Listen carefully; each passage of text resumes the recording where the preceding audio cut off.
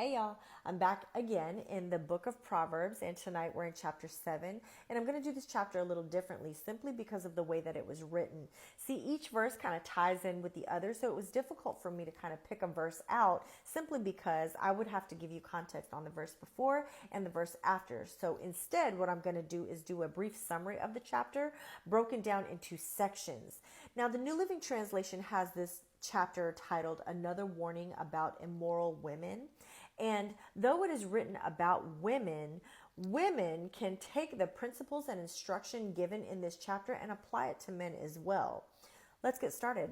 Verses 1 through 5 are the writer writing to the reader for his listening ear, kind of pleading for his full attention and don't get distracted. Okay. Then we come down here to verses 6 through 8. And when you read it, it kind of sounds like this guy is just kind of walking down the street, minding his own business, when in actuality, it seems more like he is walking down the street aimlessly, wandering with no vision, with no direction, with no purposeful destination. Okay. So he's just kind of like out on the town, he just in the streets. Okay.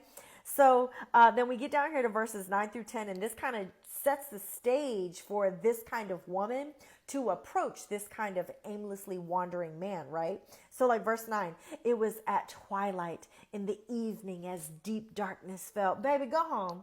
Go home and go to bed, okay? It's night time. That's what it is, all right?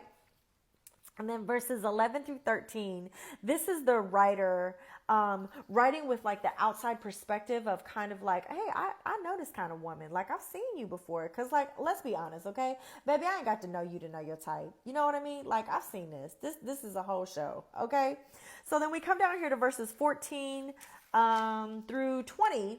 And this is her using this opportune moment to approach this man and use her slick words. Baby, she gonna spit that game, okay? That's what she's doing. So like verse 15, you're the one I was looking for. I came out to find you, and here you are. She gonna talk this game and made all these preparations, and she came out here looking for you, and baby, she picked you. Baby, she ain't pick you. You just the target, okay? Right. So coming down here to verses 21 to 23. This is the writer again, writing with the outside perspective. Now, for this outside perspective to be written twice in one chapter, this really means that this guy, like he knows what's up. You know what I'm saying? Like, he knows this kind of woman. He done been through it, and he really wants you to learn from his mistake. Okay. Like this ain't the first rodeo he done been to. And just because you ain't dressed like one don't mean I don't know a clown when I see one. Like that's what he's trying to say.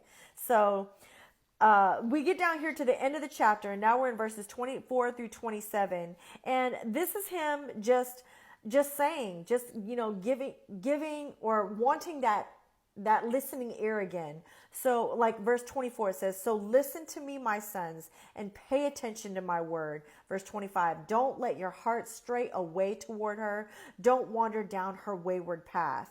He's basically begging, like, please learn from my mistakes. You don't have to do this. You don't have to be enticed by this woman. I'm trying to put you on game. You know what I mean? Because when you really think about it, you can take definite steps to avoid sexual sin because I mean, today's thrill might be tomorrow's ruin. Okay. So you go ahead and read Proverbs chapter 7, and you leave me a comment with a verse that stood out the most to you and why.